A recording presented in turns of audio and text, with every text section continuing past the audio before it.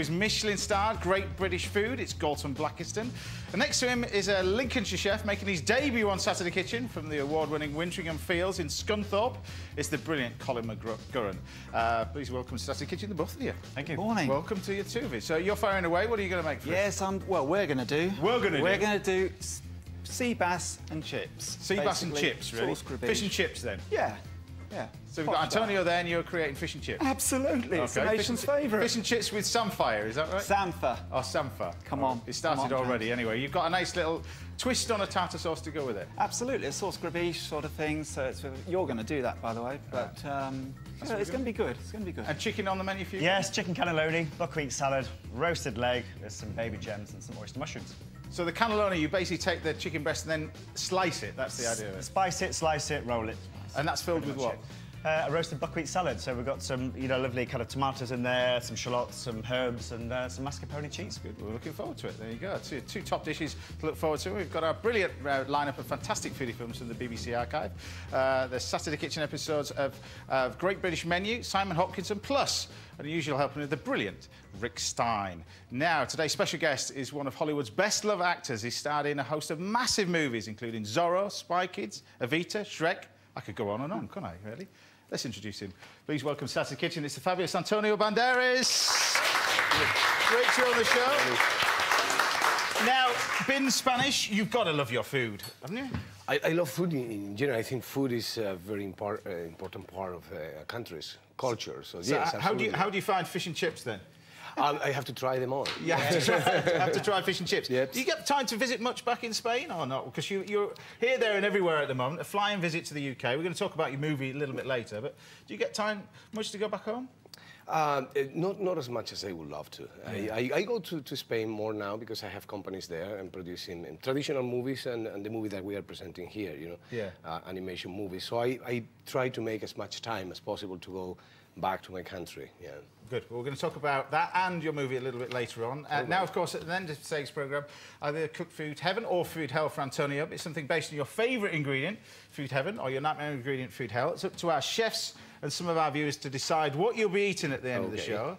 So, Food Heaven, what would... Yeah, exactly. Food Heaven, what would it be? Food Heaven for me, paella, for example. I love that. Any type of Spanish food.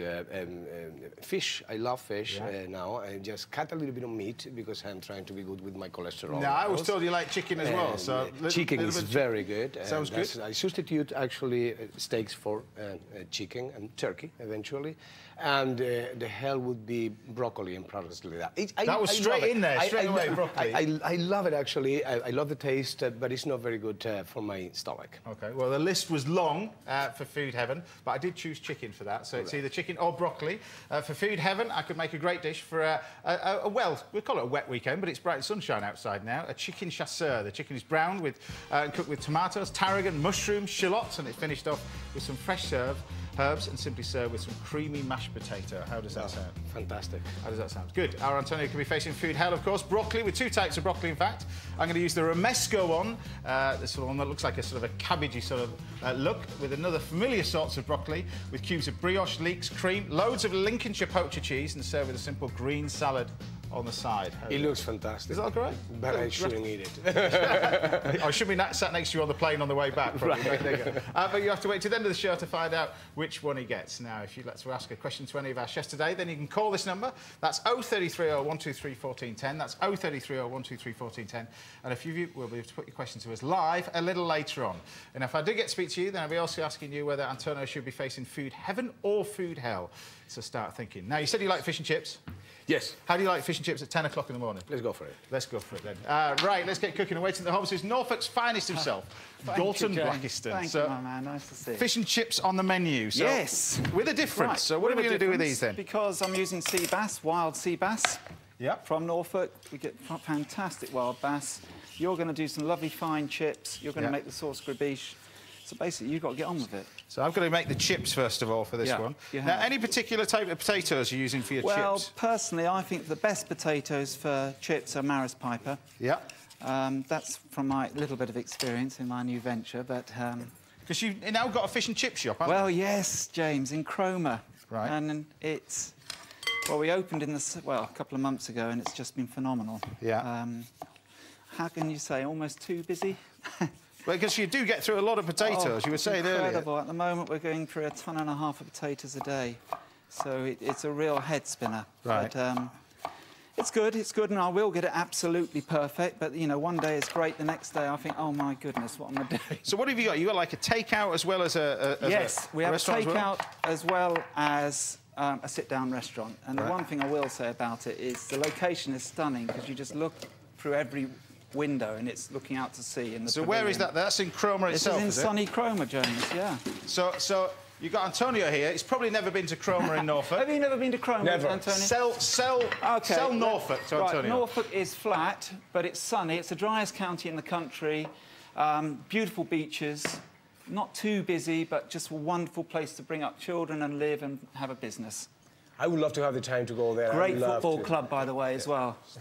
Great football club. It's got a lot of turkeys in there as well. A few turkeys. Anyway. You thought that was difficult. He's got to promote Scunthorpe in a minute. But... Yes, exactly. OK. I should go there and scare them. right, fish and chips. Yes. Chips are blanching. Chips are blanching, that's great. Now I'm going to make a batter. So in there is plain flour and corn flour and baking powder. And I'm just going to use a large chilli and fairly finely chop it and put it through the batter. Now, this is a fancy batter, isn't it, really? It's one which we aren't using at the moment because we've been too busy. But I am going to start introducing, hopefully, different batters as we get quieter and as I've settled down a bit more. So, you know, this is going to be one batter that people might like to choose. I'm not suggesting... So do you have different types of batter, then? Is that the key to it? Well, that's the idea. That's the idea is further down the line for the restaurant only, is that I'll introduce different types of batter. So you could have a beer batter, you could have a lemon batter, you could have this coriander and chilli batter. Right. You know, you can have your choice of batters. But it's too busy for you now. It's too busy. Yeah. You know, Cromer itself, famous for crabs, of course. Yeah, absolutely. But you do get an amazing range of seafood all along the coast. Yeah, we do. I mean, I think we're very fortunate. I don't think you can go anywhere and get better seafood than we get off our coast. So, you know, literally, the idea about this bass is that you actually get sea bass caught off Cromer Pier, and they come and you barter with them and all that sort of thing, and I end up paying a lot more than I should be paying. But it is fantastic fish, you know. Yeah. So, you know, that's what I'm interested in, only using fish really caught from the North Sea. That's my Sounds thing. good to me. Now, the chips that we want, you just want these blanching off? Which Yeah, to start off with blanching, that's perfect, James. is done. You want me to turn up the fryer? Yeah, turn the fryer up. And this batter, now you add some cold sparkling water, so it's almost a tempura sort of thing going on. Yeah. That sort of thing. But you want it thick enough that it sticks onto the bass. But you don't want it too thick that it dominates everything. Now, is the key to yours you rest it beforehand, or is Well, it... you can do, but actually, I haven't had time ever to rest any batter before, so it's just been on. That's a good thing to have, though, isn't it? Yes, it is. You open up something like that. It is good. But, so there we are. That's the sort of consistency you want it. And Now, 'cause a lot of the bass that people will be buying from supermarkets and stuff is a lot of farmed bass nowadays. Yes, that's perfectly acceptable. But it's much smaller. Smaller, you don't quite get that depth of flavour, but it is a good product. You know, they are. You know, all the farmed fish are good. But if you've got the choice between wild and farmed, which one are you going to choose? You're going to choose the wild, although you'll probably pay a little bit more for it. Okay. But it is good. It is good. But you could use any number of fish. I tell you, sea bream are good for this sort of thing. So, right. So this is now into the batter. Goes into my fryer. What I coated the fish in was something called rice cone, which is like a rice flour, and that obviously makes the batter stick. Straight in. Now, are you using traditional oil? Or... No, that's the other thing. Oh, I've learned so much, I tell you. Dripping. Dripping is obviously the way forward. You know apart from when you get a vegetarian coming to the fish and chips. Dripping is beef fat. Oh. Yeah, so it's really healthy. That's what we're using? Dripping. Yeah, that's the way forward.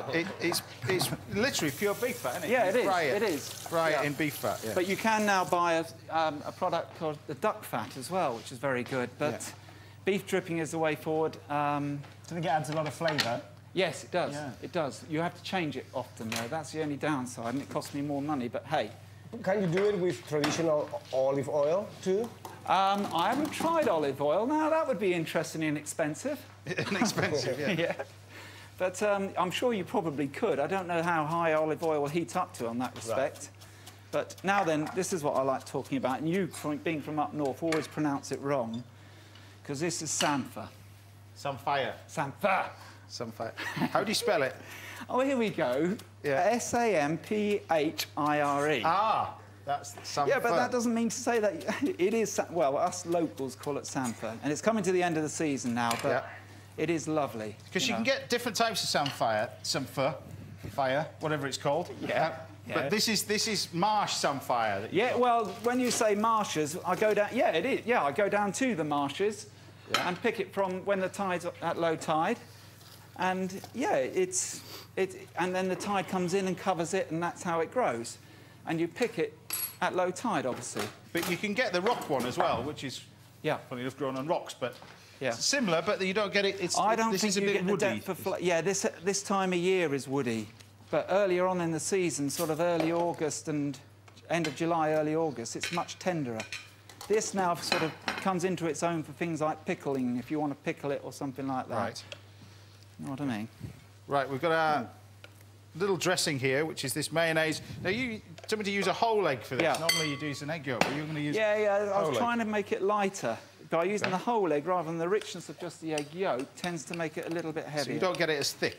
That's No. the key. So there you Samphire goes into boiling remember, if you'd water. like to put your questions to either Galton or Colin today, then you can call this number. That's 033 123 1410. That's 033 123 1410. Calls are charged at standard network rate, of course. Right. I think I've got my dressing here. Well done. You want some lemon? Yeah. In there as well. There, perfect. Now, actually, James, I've been away the last couple of days, and while these are cooking, I bought you a present. Is that from Norfolk? I've been up into God's second favourite county, Yorkshire. Oh, you've got some grouse. These are shot by myself, and hence, because they haven't been shot, well, actually, it's questionable whether they've been shot at all. Right.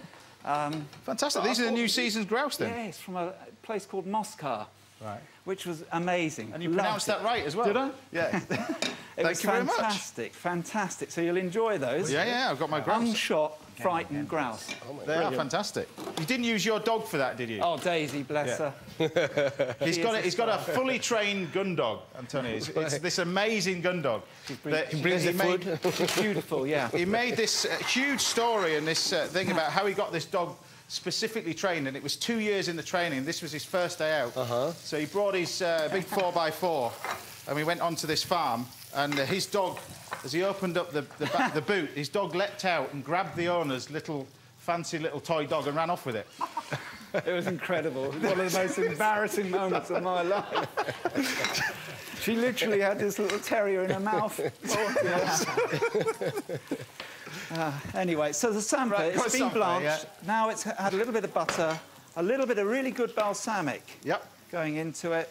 Perfect. It's ready to go like that. If you can put the grabiche in that dish, very stylishly, James, we're nearly there. Now we've got the chips here. Now you're blanching the fish and putting it back in again. Are you doing that in the fish and chip shop? No.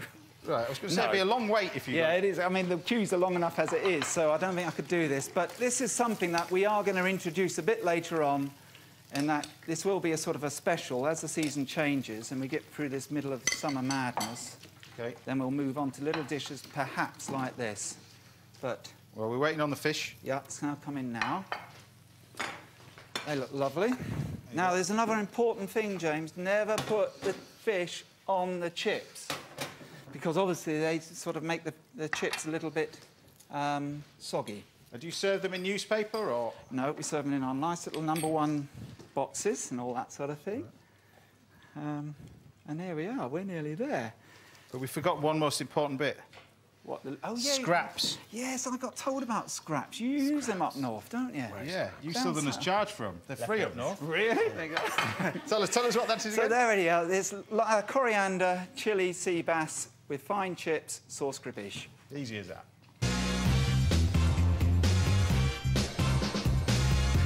It looks good. Does it taste good? Fish and chips. Hello, nice to meet you. Yeah, fish and chips. I'm fascinated by the speed that you guys used to cook.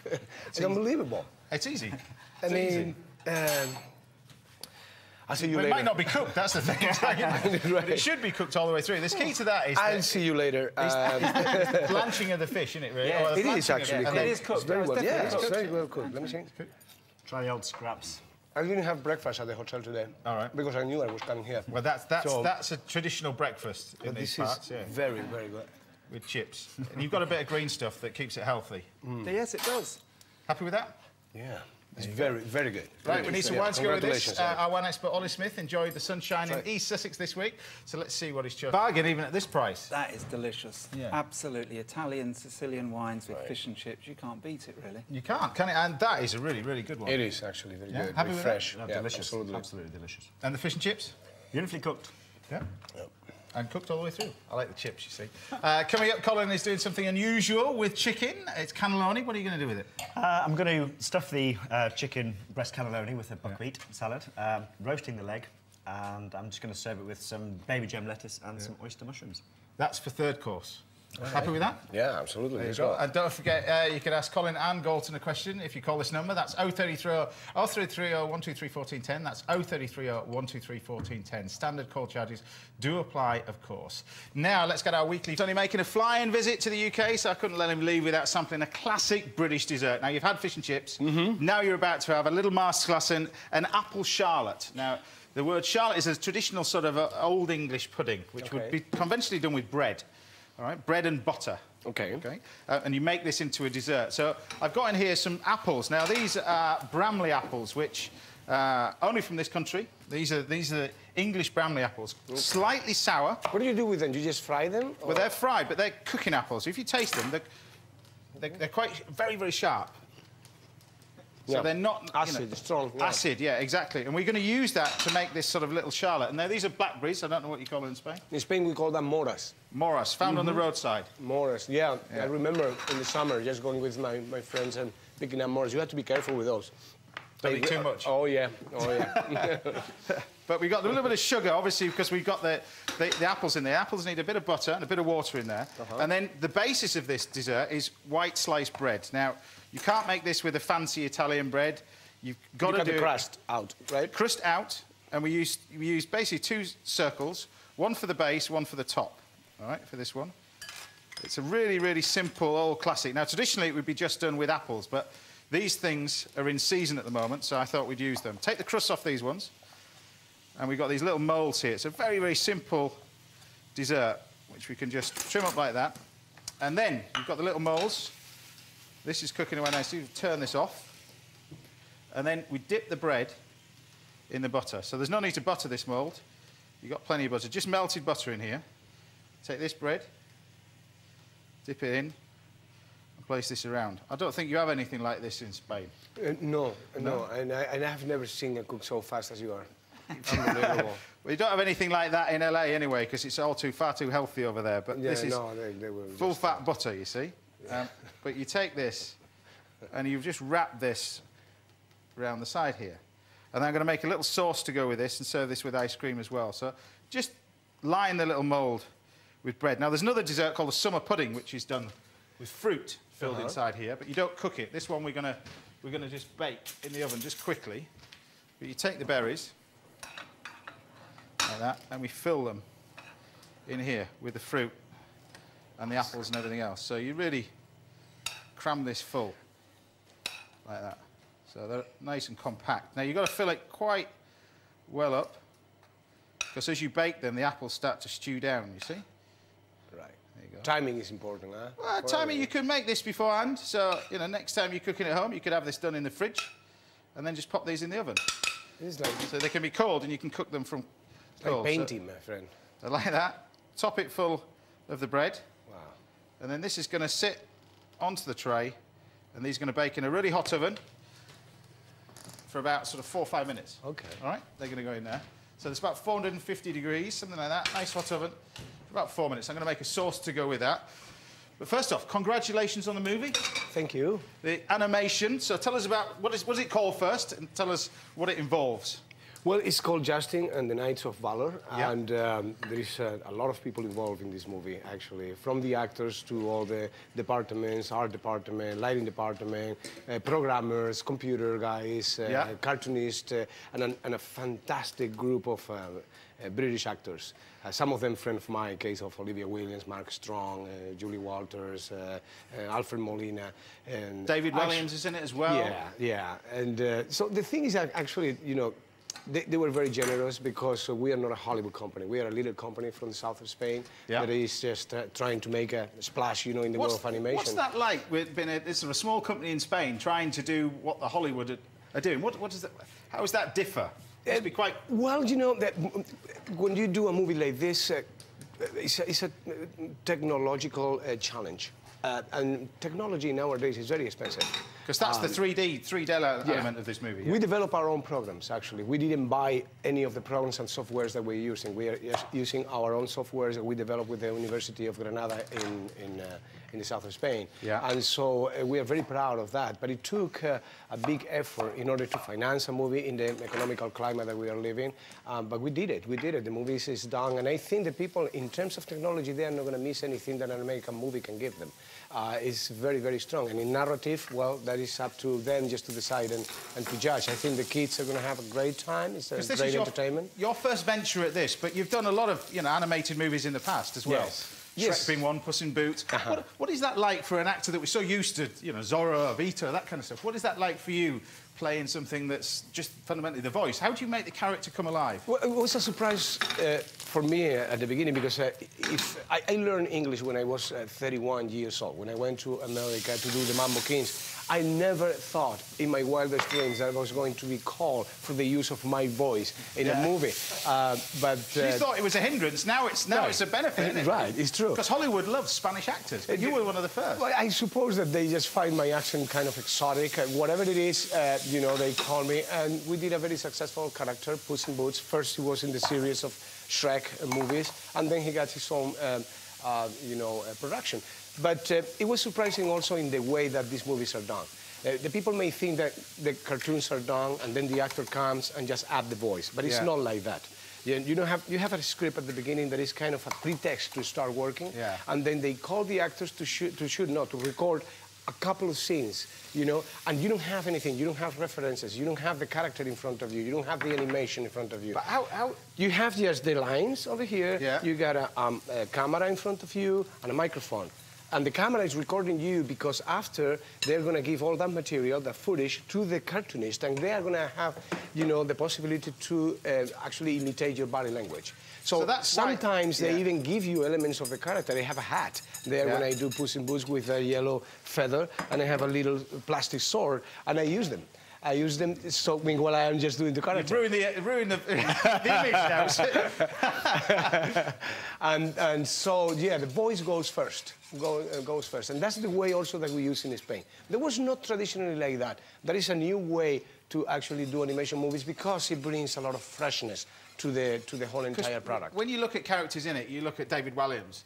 Right. You can see that's. I mean, you can see that's the reason why they've developed the character around him as well. So it's a bit of both, really. We try to capture a little bit of the soul that is not exactly the actor, but whatever he's bringing to the character. Yeah. That's what we are trying to capture, and just you know, put it on a cartoon. And it's kind of a freaky experience sometimes. I was watching it last night, thinking, who's that person? It's Rupert Everett as well, isn't it? Because you can see it in the character's face as well. Yes, yes.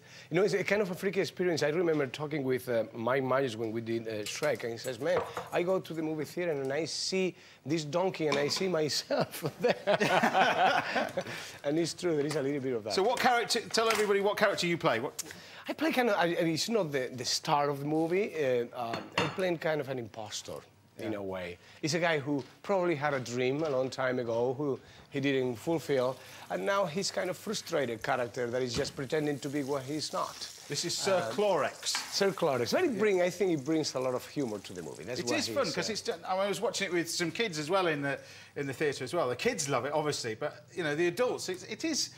The technology is just incredible. I have to say, it's the first time I'm from the north of England, and 3D is... kind of new to me. Right. But it was the first time I've seen it in 3D. You know? Oh, really? Yeah, I thought it was fascinating. Fascinating. No, I mean, our main target is their children, of course, and I don't think they're going to be, you know, disappointed. No. But at the same time, I've been a father myself, and I don't want to go to the movie theaters to start yawning and just get asleep in the first reel of the movie. So we just try to give them also, you know, a wink of an eye eventually, so they have fun too. Yeah. Now, a little bit about yourself. Acting wasn't in your blood at first. You wanted to be a footballer. Yeah, I was, but that finished, that career as a soccer player or football player finished to me very soon. Actually, I got an injury in my left foot in 1975. I was 15 years old. Yeah. So, yeah, that finished. Fortunately, actually, I think now I see that like a good thing that happens to me because it's the time that I start doing theater, which is my first passion, actually. No, so much. So you ask a lot of actors. Theatre is the big thing for you. But I suppose, you know, been doing what you're doing now. Do you long for... Is that something that you would love to go back to in the future? Or to theatre? Yeah. Well, I did theatre. Last time I did theatre was on Broadway, on 2003, and it was actually a beautiful experience. We won the Tony Award with a play called Nine, a musical, and it was beautiful. But sometimes it's very, very complex to go back to theatre because it demands a long time. Meanwhile, you're doing movies, producing, directing, and doing some other activities. But yes, it's in my future plans to go back to the stage. Absolutely, yes. So what are we going to see you in next? You've got the movie out now. Friday the 13th it goes out. What are we going to see you in next? Well, I have a frantic activity in the months to come. I just finished a movie that I produced co-produced with an American company and my own company called Green Moon from the south of Spain, called Automata, that I did in Sofia, Bulgaria, where I am now going back to do The Expendable 3. With you know, with Sylvester Stallone, Arnold Schwarzenegger, Mel Gibson, Harrison Ford, Wesley Snipes. Yeah. I am the youngest in the group, and I love it. And there's no need to brag about it as well. All right. Right. And then I'm going to do another movie for kids called SpongeBob. I am the only live character in an animation movie. And then I'm going to... Do you remember that event that happened in Chile, where miners got trapped in a mine for almost 3 months? Yeah. Well, we're going to do a movie about those events. And so I will be in Colombia first, shooting in a mine over there, and then going to the Atacama Desert in Chile, where I'm going to be shooting probably until March. So I look forward to seeing it anyway. Dive into that. Tell us what you think. So it's been very hot as well, but you've got some ice cream. I made a little sauce to go with it. The recipe's on Tinternet if you want it, but there you go. It's just a little... I've been told it's a little creme anglaise, but obviously my producer's from the south, so it's custard for us northerners. I love you, man. Happy with that? Yeah. Congratulations on the movie. Tell everybody the title again of the movie. I will. Go on then. Fantastic. Justin? Oh, just for the camera? Camera one. Well, you know...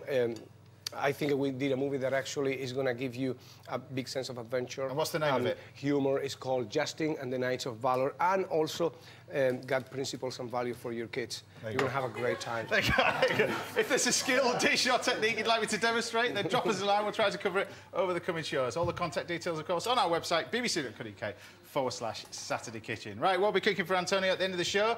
Could be facing food heaven. That chicken, classic chicken chasseur. The chicken is cooked with stock, tomatoes, shallots, mushrooms, tarragon and bacon. Finish off with a handful of fresh herbs and serve with some creamy mashed potato. Or he could be facing food hell, of course. That broccoli used 2 ways, with the romesco and the normal way. We've got some purple sprouting as well. And we're going to use a gratin with some double cream, leeks, lots of Lincolnshire poached cheese, and it's simply served with a green salad. Some of our viewers and the chefs in the studio get to decide Antonio's fate today, but you have to wait to the end of the show to see the final result.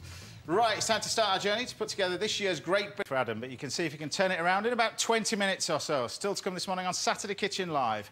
We welcome Simon Hopkinson to our family of foodie films. He's at home making a classic beurre blanc sauce to go with some pan-fried scallops. Simple, but stunning.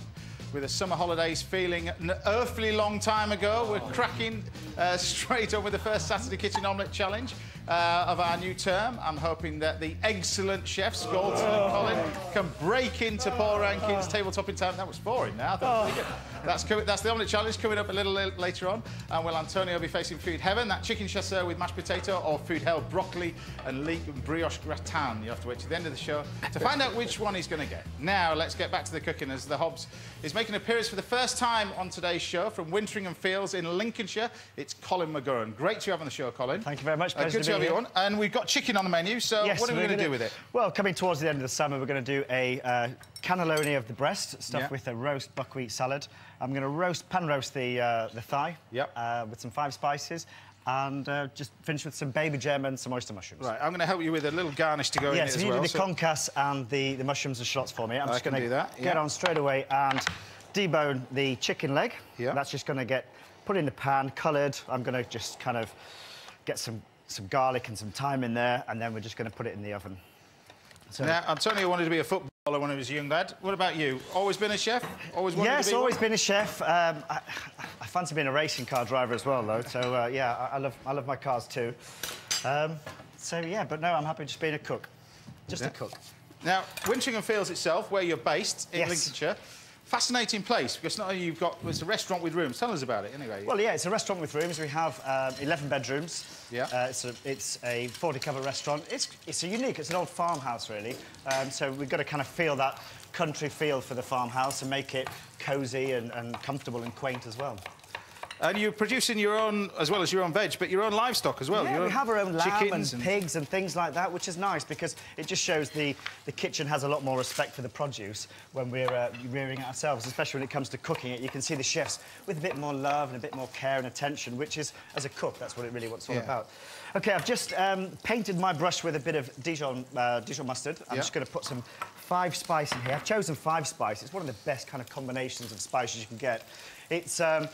you know, it entices all the flavours you have in your mouth of sweet, sour, bitter, salt, etc., pungent. It's normally a selection of, like, cloves, star anise, cinnamon, etc. But, yeah, it's one ingredient that we don't really get that much. You know, it tells on the supermarket shelves, people don't know what to do with it, really. No, absolutely, but it's so tasty. I mean, you could put anything you wanted. You could put some nutmeg at Christmas time or whatever. I'm going to put this in the oven at 100 degrees. For about 20 minutes or so, depending on the size of the chicken breast. So a really low oven, that's the key to it. It is. I mean, we don't want the oven to be too aggressive. We don't want it to buckle. So we're going to slice it. It's going to have a few other components done to the chicken breast. Yeah. Which I'm going to demonstrate for you now. It comes out the oven. You've got to let it cool down because we're going to slice it. OK? So it comes out like this. Make sure it's all cooked through, but not completely, so it's dry. Nice. OK, on some parchment paper, we're just going to put a little bit of butter. Yeah. Just to make sure it doesn't stick when we come to roll it. So this is the cannelloni part. OK, so we are going to slice with a sharp knife. Yeah. OK, we're going to just trim it. And gently, we just want to cut nice thin slices and layer it like so. And just to speed up a little bit. I've done one already prepared. So with your own, producing your own food, I suppose you can be quite flexible when it comes to the menu. You can change it a lot more often. Well, we pretty much have one menu, and it's about what we grow. So if we have beetroot in the ground and it's ready to go, we're just going to use beetroot. Yeah. So we are, you know, talk about seasons. If we're growing it and it's good, then we're going to, we're going to use it.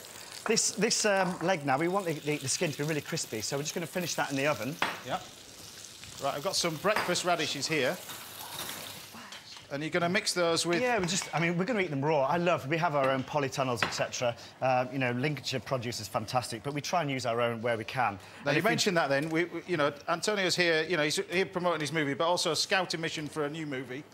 The Expendables might be done in Norfolk. Sell Scunthorpe. Well, Scunthorpe, it's no Marbella or Malaga or Malibu, but it's a beautiful place. It's the garden town of the north. Fantastic produce there, you know, great for steelworks if you're into steel, but... good location for your movie, you see? There we go. I could say lots more, but we don't have enough time. Is that it? It's good for steel and you've got a garden? The produce is fantastic as well. The produce is fantastic. And it's got I understand that he's very familiar with my homeland, too. He got a restaurant in Torre Quebrada in Malaga, right? Yeah, Torre Quebrada, yeah. My parents have a little place there. We go play some golf there. It's not cheap, though, is it? But do you cook also, I mean, British food? There is a big population of British in the south of Spain. Well, yeah, I mean, Spanish food is great. I mean, unfortunately, we don't have a load of, you know, great Spanish restaurants in the UK. Well, not as many as... They're growing now, I have to say. Yeah, they are. James, if you wouldn't mind just finishing the cost lettuce, I've got the buckwheat salad to go through here. What I've got this wonderful roasted buckwheat salad. It comes in like a bag like this. Literally, you just pop it into some water. OK. The reason why you want it in the bag, because it won't go stodgy and things like that. And just leave it for 10 minutes, and you end up with this beautiful flavour of buckwheat. So with the concassed tomato you've done... You've probably never seen these before. What the heck is this? They're cob nuts. It's an animal. No, they're cob nuts. That's them peeled. They're fabulous with game, chicken. It's like a hazelnut. You can eat them raw. You can eat them as they are, but... OK, to my salad, I have mascarpone cheese. The mascarpone is just going to give it a lovely mouthfeel in your mouth when you come to eat it. So you can imagine stuffing this cannelloni dish. It's going to be fantastic. I'm just going to warm this through to kind of melt the cheese. Once that's fine, lovely bit of seasoning in there, some lemon. You can fill it with anything you wanted, but it's all about the flavour, and having it in a cannelloni, it's a great vehicle for that flavour. So every time you ask the diner or whoever's going to eat it, every time they take a mouthful, they're going to get exactly what you designed the dish for. It's interesting that you say, you know, with the farm it benefits because the chefs respect food a lot more. It's the case, though. If you've got a veg garden, that kind of stuff, and they spend it because it's a lot of work just producing a veg. Absolutely. A lot of the young chefs, when they say, well, it's just a carrot. We'll put the carrot in the bin. You go, no, it's not a carrot. It takes 5 months to grow a carrot. Exactly, And you can see them if you teach them. They respect it a lot more, and they can see them when they're cooking it. They go, it's my carrot. I've made that carrot, and I've grown that carrot. And same with this, especially with the produce, because cooking a piece of lamb and then having to put it in the bin afterwards, because you've overcooked it, is such a sin, really. Right, we've got that ready for you. So just a plate now. Grab your plate. So how long do you cook that buckwheat for, then? How long? 10 minutes, and then keep it warm. You're going to finish... Obviously, it's a warm dish. It's not going to be a hot dish. So once this is like this, we're just going to put it on the plate like so. Do you want me to get the thigh out of the oven? Yes, please, if you don't mind, OK. How long have you cooked this for, then, this one in here? Do you know what? Until... It normally takes about eight minutes or so, something like that. You could flavour it with some garlic and some thyme and things like that, but... it's all about the crispy skin, getting a lot of flavour on there. Because, everyone loves a nice piece of roast chicken. Well, all meat is pretty much like roast chicken, OK? So once That's your garnish there. Thank you very much. And that's your other garnish there. Perfect. So literally, we don't want to overcook the lettuce. Just want to make sure it's wilted. You want to choose a lettuce that's got a bit of a nice stem to it so it doesn't wilt too much and go too soggy. Garnish it with a bit of these beautiful, soft-looking oyster mushrooms. And the great thing about lettuce and particularly radishes grows horrific in the garden. Oh, I mean, we grow radishes and lettuce all day long. It's fantastic. You want a few of these cob nuts on as well, then? Yeah, the cob nuts do for a nice bit of, especially this time of year, great for texture. Okay. And we're just going to spoon a little bit of the pan jus over the side there. And there we have it. There you have it. So tell us what that is again. So it's a breast of chicken cannelloni, buckwheat salad, roasted thigh with some lettuce and some oyster mushrooms. Easy as that.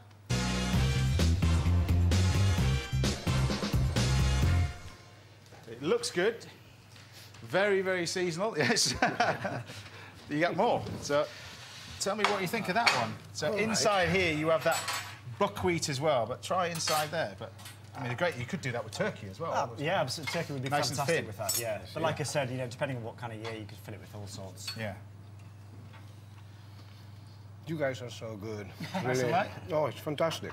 Yeah, we are available, all three of us, for the next movie, if you want. Well, Sylvester Stallone doesn't want to do the next one, we can bulk ourselves up a bit. Anyway, well, I can anyway. This can ruin the life of many actors, and actresses especially. Right, we need some wine to go with this. We sent no wine expert Ollie Smith. He's got it right again with this other white wine. He's on form. I could finish that bottle myself. It's really, really good. What do you think of this one? It's delicious. Languedoc region, perfect. Another great white wine, absolutely fantastic. Bit of a bargain as well. You're happy with that? I'm very, very happy with this. There you go. Right, let's get back to the Great British Menu. Remember, the food has to have a comic relief theme. And right, it's time to answer some of your foodie questions. Each caller is also going to help us decide what Antonio will be eating at the end of the show. So first on the line, we've got Alistair from London. Are you there, Alistair? Hello, James. Hi there. What's your question for us? I have a shoulder of lamb, and I would quite like an inspiring recipe to cook it with. Shoulder of lamb. Who wants to take that one? Well, shoulder of lamb was one of my favourites, so I'll take that. It's, I think, covering it in a lot of, lamb stock, lots of vegetables, put it in the oven for about 4 hours, is probably the best thing you can do for it. So, nice and slow, lots of flavour, lots of herbs in there, slow cook it, beautiful. Almost pot roast it as well, so take the lid off as well and just pot roast it, even with those because the cooking liquor is going to reduce, and that's going to usually, act as your sauce. Yeah, there you go. Well, good luck with that one. What dish would you like to eat at the end of the show? Heaven or hell? Ooh, I'm afraid it's going to have to be food hell. Oh, there you go. And Maggie from Malaga in Spain. This might get better, Antonio. Maggie, are you there? Hi, good morning. Hi there, what's your question for us? Rabbit. It's in the shops here all the time at the weekends, and I just don't know the best way to cook it. Rabbit. What are you going to do with rabbit? Much underused meat, rabbit. Paella, rabbit paella. What about that? Yeah, no, to kill it first. Casserole. Casserole, I think a rabbit casserole would be really lovely. You treat it much the way as you would do a chicken chasseur or something like that. But you put the thighs in first, then you put the loin in later on and all that sort of thing, but cover it in good stock. Great dish. It's quite lean as well, this rabbit. Oh, I love rabbit. There you go. Love it. There you go. What dish would you like to see at the end of the show? Heaven or hell? It has to be heaven. Of course it does. There you go. And Amanda from Cardiff. Are you there, Amanda? Hi. Hi there. What's your question? Hi there. What's your question for us? I'd like some ideas of how to cook sweet potatoes. Sweet potatoes. Sweet potato. Yeah, sweet potatoes. Well, I love dicing them, pan roast them, lots of colour, stick them in the oven. Again, lots of herbs, and just like that with some nice piece of fish, perhaps. Yeah, I like them with an Indian-inspired chutney. You can put things like black onion seeds as well, often called nigella seeds. You could cook in there as well with some chilli, a little bit of turmeric, and then you fold in some mango chutney once it's fried off with some chilli and some coriander. They're really good with, and you use that for a garnish with ham. It's lovely. Dish would you like to see? Heaven or hell? Oh, food heaven, definitely. No, there you go. It's the obvious. There you go. I love women. Right, it's the omelette challenge time. Paul Rankin has remained at the centre of our pan since St Patrick's Day there. 17 and a half seconds, which is a quick time to make an omelette, I have to say. But these guys have got to try and beat it. So who would you like to beat on our board, Colin? Anybody? I want to get in the pan. Oh, really? First time, I want to get in the pan. Oh, he's obviously been practising then. So usual rules apply. Let's put the clocks on the screens. 3-egg omelette cooked as fast as you can. 3, 2, 1, go.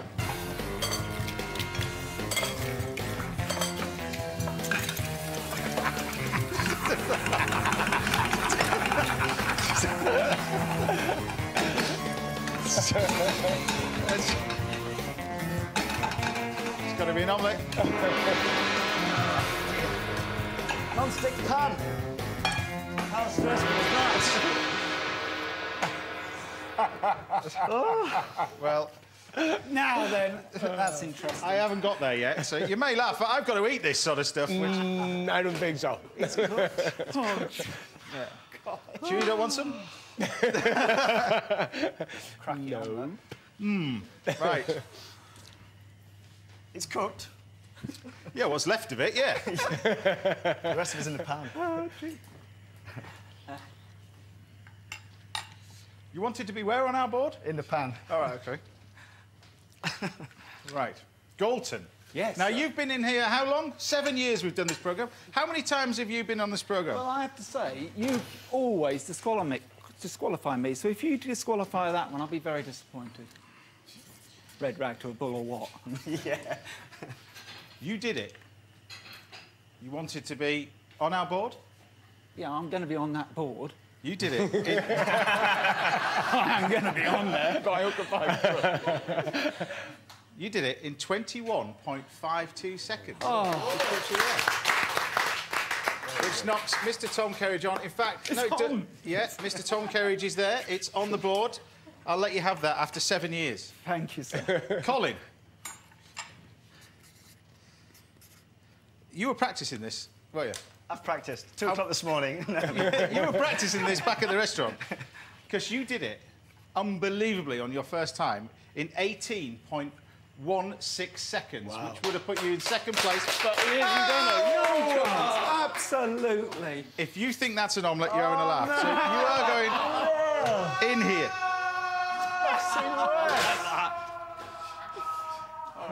No chance. Right, so will Antonio get his idea of food heaven? Chicken and a classic chicken chasseur. What it means is you've got to come back. Or it's food hell, broccoli and a broccoli and leek gratin with brioche crumbs and cheese. Our chefs will make their choices, whilst you enjoy a new addition to our roster of foodie films. Now, Simon Hopkinson is another great recipe from Simon next week. Right, it's that time of the show to find out whether Antonio will be facing food heaven or food hell. Food heaven will be, of course, chicken. Not Spanish style, but we're going to do French style. Classically a hunter's chicken. Close, right. But we're going to do that with... We've got some lardons, some onions, some mushrooms, tomato base to it with mashed potato as well. Alternatively, it could be a pile of broccoli. Now, we've got some usual. That's the romesco broccoli. And that could be then mixed together with a little bit of brioche, a nice cream sauce to go with it, or a bechamel sauce. What do you think you're going to get? What do you think? It was up to these guys, really. I don't know. What do you have in mind? Well, just to please you. Yeah, that was it. So they've chosen chicken. So that's what you're getting. So we'll lose this out of the way. Well, surprise me. I mean, you're the cook. So what am I going to say? You've got chicken, so that's what we're going to do. So first off, we're going to brown off the chicken. Take the broccoli away. Yeah. Take it away from me. Take the broccoli away. So we're going to take the chicken, pop it in the pan. Now, really, really hot cast iron pan. Right. Because we want to brown the chicken. Now, to create a white chicken stew, we wouldn't brown it. So we brown it for a reason that we want to colour the sauce. But not totally cooked, just a little bit on the surface. Just brown it. The brown it's going to add flavour. Okay. But we want to get some colour on this to basically flavour the sauce, but colour the sauce as well, fundamentally, all right? So the chicken, we pop in there. All right? The whole piece. You could do rabbit with it as well, which is really nice. And then we've got some big bits of lard. Now, I love Spain. I love the pork from Spain. It's the best in the world. But, all right. I see say it's from Norfolk, but the best pork comes from Spain. No, Norfolk. Antonio, trust me. Okay. Norfolk. Spain. Right. And then we're going to take this ham, and we cut it up into decent sort of sized chunks. So decent sort of lardons like that. We call that in Spain panceta. Yes. Panceta de cerdo. Big chunks like that. And then what we're going to do is we're going to fry this off with some onions and the mushrooms. It's going to go in there. Now, do you get time much to cook back home or not? Because I don't have the time to be home even, you know, so not even cooking. But yes, if I am there, I prepare paellas, I prepare cocido madrileño, I like it too, and things like that. I can see you enjoy your food. You enjoy the... I enjoy the process. I am enjoying the program because I am fascinated, as I said to you before, about the speed in which you do things without losing quality. Because then I try the dishes that you do, and then they were fantastic. Apart from the omelettes, of course. I didn't try the omelette. I didn't want to intervene in that decision. Apart from the omelettes, yeah. But that's the key, to get lots of flavour on that, so you get a nice colour on the chicken, which that is. So just colour it nicely. Sofrito, that's what we call it. Nice bit of colour on there. Sofrito. And then, of course, you've got all these lovely flavours in the pan, which we're going to impart into this next bit. So a bit of colour on there. We're going to add the bacon. The same process, right? Yeah, well, you just get a little bit of colour on it, really, first of all. But to increase the flavour, well, he's used all my butter, so we'll use a bit of this butter. Proper mash. Yeah, proper mash. Yeah. Like that. And then we grab the shallot, these are little baby onions. All these pickling onions, these little small ones. You know, my wife actually has a vegetable garden in Los Angeles, and she's totally into it. You know, yes, we have onions there, we have watermelons, we have tomatoes. We got corn. Yeah. And it's unbelievable how many tomatoes you can get out of a tomato one plant. Yeah, unbelievable. We get tomatoes to everybody. And there's nothing better when you're tasting it straight off the vine as well. No, it's different. It's our tomato. Yeah. Right, bit of garlic in there. All we do with that, this is the traditional sort of French style. We just crush it and throw it in, really. Because this is really, it was a farming dish, fundamentally, that was using the older birds. So you don't do the cat and... No, just pam, pam, throw it all in. Throw it all in. Because it's a slow cooking, well, it's relatively slow cooking dish, really. Right. We've got some tomato puree in here, because I know you like tomato-based sauces as well. I do. So, a little bit of tomato puree. We're going to throw that in. What are you doing meanwhile over here? That's the stock heating up to go into there. I see. In a minute. So the tomato puree goes in, like that. We deglaze it with some good white wine, because I know you like your wine as well. I do. So, a little bit I was involved in companies of wines, and I may get involved again, actually. But good quality wine makes a good quality sauce. You bet. Yeah. That goes in. And then we throw the chicken back in. All that in. And then we've got this stuff, which I absolutely love. Now this, over there. That's parsley? Now this is tarragon. Oh, tarragon. Yeah. Which tarragon and chicken. I'll just grab a little bit of that, thank you. Fantastic combination. Pop that in there. And then what we're going to do is we're going to take this stock. So this is just chicken stock. We pour that over the top. A dark chicken stock. Now what we're going to do is we're going to cook this for about sort of lid on, lid off. You can cook this for about 30 to 40 minutes. Okay, I see. All right. So, and then after about sort of 15 minutes, we then throw in the mushrooms. Right? Okay. Throw them at the beginning, just end up like little bullets. And then what we do is grab our pot here and lift that off. Careful with that lid. So that's the final result? That's the one after about 30 minutes. 30 minutes, that okay. one. And then what we're going to do is we're going to take this sauce, because we're going to finish that off. Now, over there, Galton's made our mashed potato, which you can tell us exactly what goes in proper mashed potato, Galton. Well, it's almost equal quantities of cream, butter, potatoes to make the best mashed potato. So they'll probably send you to an early grave, but hey. A pound of potatoes, a pound of butter and a pound of cream. OK. Right. So you could use olive oil. You could use olive oil. Right, you got this... I sell olive oil to everybody. Yeah. You got this lovely sauce. Now, what we're going to do with this, to finish off our sauce, we add the diced tomatoes. Now, these have been skinned and de-seeded. They go in. Parsley. Right. Some more tarragon. And then what the French love to do... Yeah, what the French love to do, we're going to take a little bit more of this sauce. You can see that's lovely and rich.